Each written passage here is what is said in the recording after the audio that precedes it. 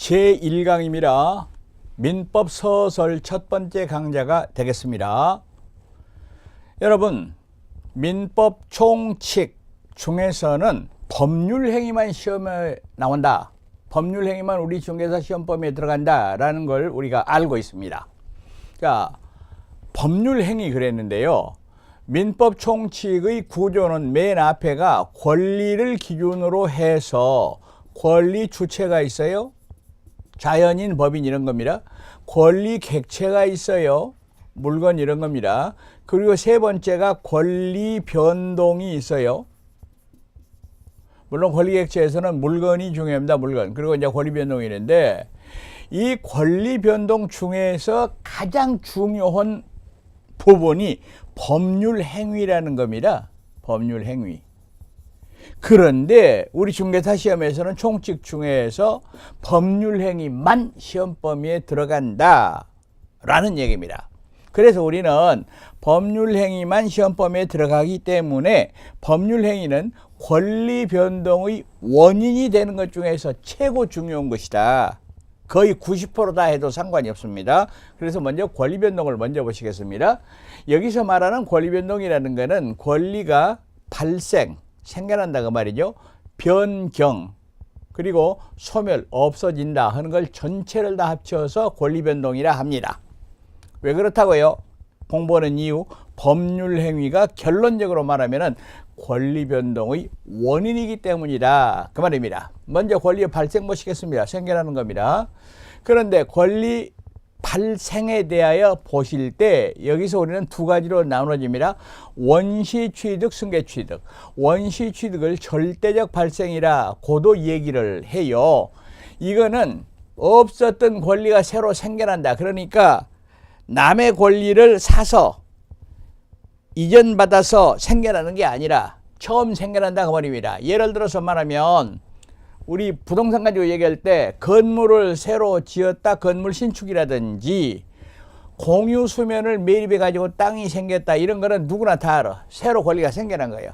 자, 그런데 예를 들어서 말하면 취득시효라는 게 있어요. 취득시효. 다른 사람의 권리인데 다른 사람의 땅인데 20년간 자주 평온 공연해가지고 내 것이 됐다 했을 때 그 취득은 옛날 사람, 예컨대 갑이라 합시다. 이 사람이 호주로 이민 가고 20년 동안 아무 일을 안 하니까 예를 들어서 얘기하면 을이 그 땅을 자주 평온 공연하게 점유해가지고 이전 등기 받아서 자기 것을 만들었다 했을 때를 취득시효라 그러는데 이때 을이 권리를 취득하는 거는 갑으로부터 물러받은, 이전받은 게 아니야. 따라서 취득시효는 원시 취득이라는 겁니다. 따라서 갑의 권리에 있었던 하자나 제한 이런 게 전혀 다 없어져 버린 새로운 권리를 취득한다라는 얘기입니다.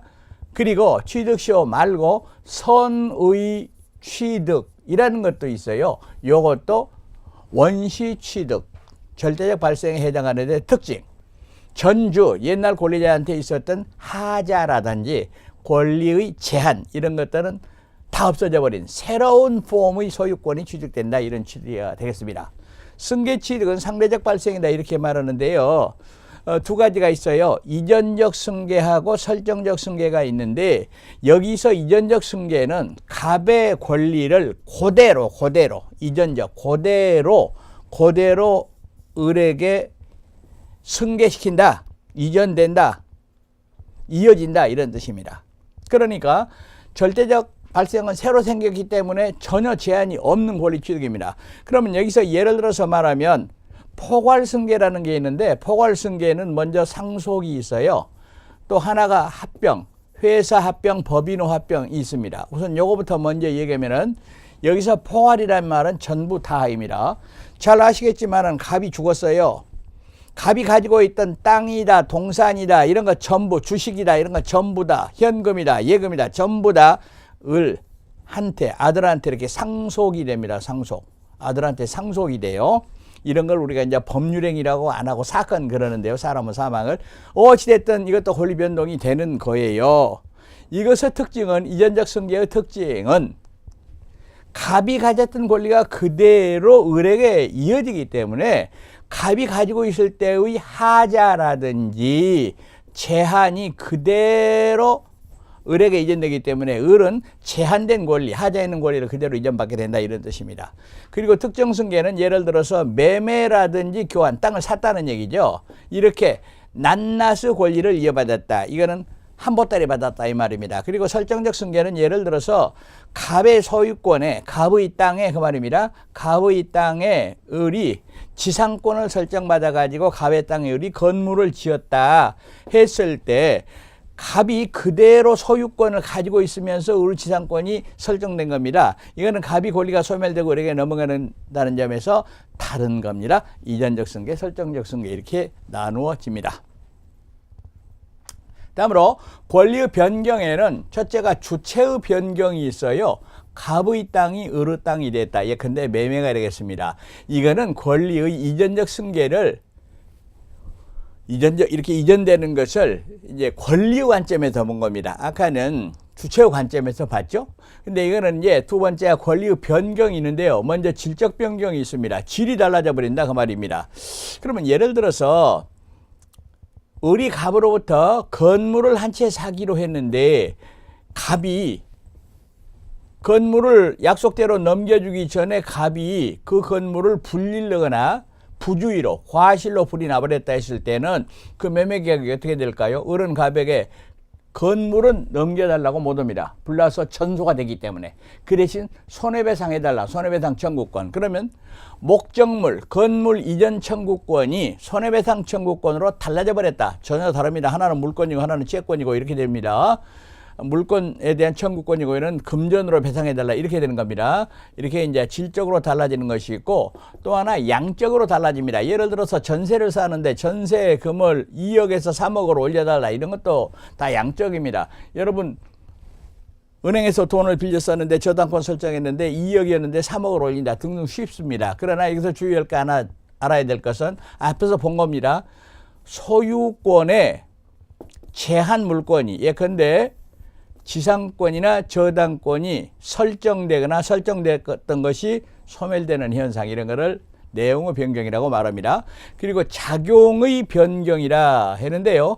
이거는 예를 들어서 예를 먼저 드는 게 좋을 것 같습니다. 저당권의 순위 승진 그런 말이 있어요. 순위 승진. 여러분 돈 빌리기 좋아하는 사람들은 저당권을 열어서 설정합니다. 갑이 돈을 빌렸습니다.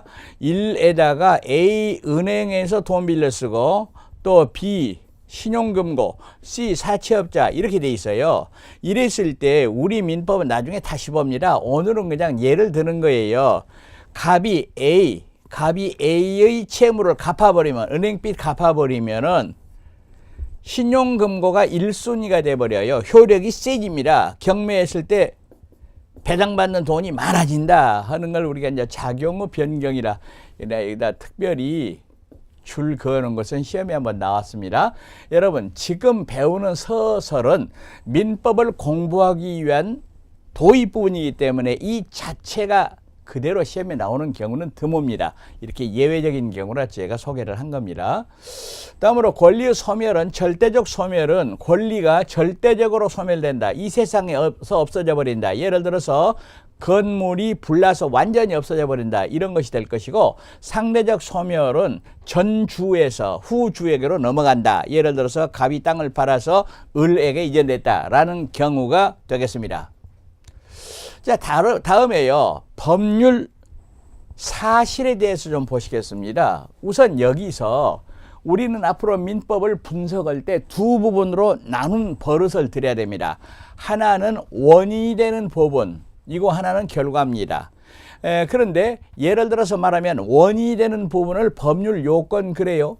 그러면 여기서 법률 행위 중에서 최고 중요한 것이 매매인데요.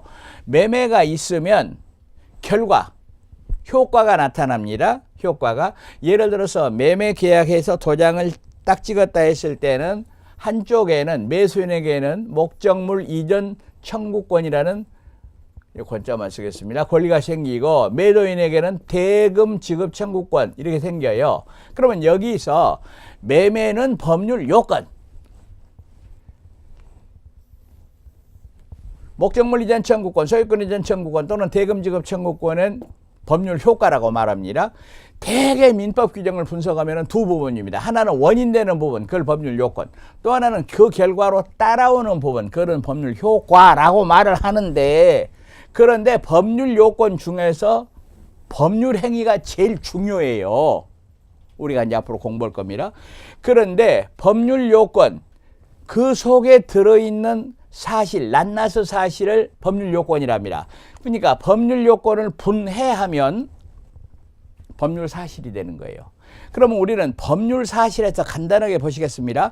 이 법률 사실 분류가 상당히 복잡해요. 이거 처음 들어갈 때 이거 암기해야 되겠다. 이거 쓸데없는 짓입니다. 암기되지도 않고 흥미를 잊어버리고 그렇습니다. 그래서 전체적인 문자 그대로 서술로서 민법의 구조를 파악하는 범위 내에서 얘기를 해보겠습니다.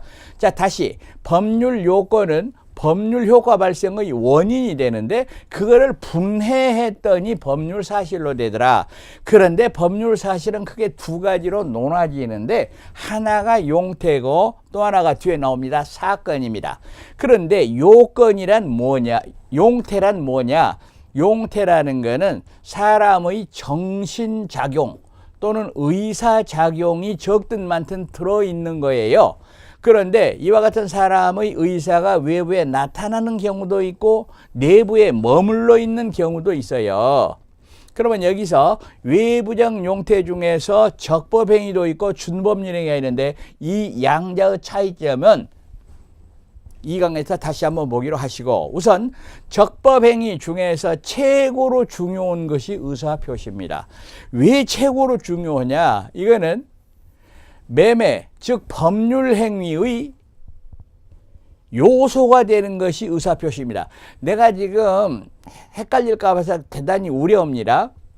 법률 요건, 예컨대 매매, 이런 걸 합쳐서 우리가 법률행위 같은 거예요. 법률 요건, 중요한 예가 매매인데 이걸 다른 말로 이제 중요한 것이 법률행위입니다. 그런데 법률행위를 구성하는 요소의 법률 사실이 있는데 그걸 의사표시라고 말합니다. 자, 불안한데요. 계속 헷갈릴 겁니다. 뭐 저 똑같은 소리를 계속 하냐 하는데 우선 크게 원인 되는 거 요건, 결과로 나타나는 거 효과. 그런데 요건 중에 최고 중요한 것이 법률행위인데 예를 들면 매매. 법률행위를 이제 매매로 치환해서 얘기합니다. 사고 판다. 그런데 사고 파는 거, 그거 요건을 분해한 것이 법률 사실인데 매매, 즉 법률 행위의 요소가 되는 것이 의사표시라는 겁니다. 자, 그럼 매매 보겠습니다. 갑이 을한테 너 내 땅 2억 원에 사가거라. 그걸 청약이라 그래요. 그래, 내가 2억 원에 사마. 그걸 승낙이라 그래요. 청약, 승낙, 이런 걸 가리켜서 의사표시라고 말하는데 의사표시는 법률행위의 필수 요소입니다. 의사표시는. 그래서 법률행위가 법률 요건이라면 그 요소가 되는 것이 법률 사실, 즉 의사표시라는 겁니다.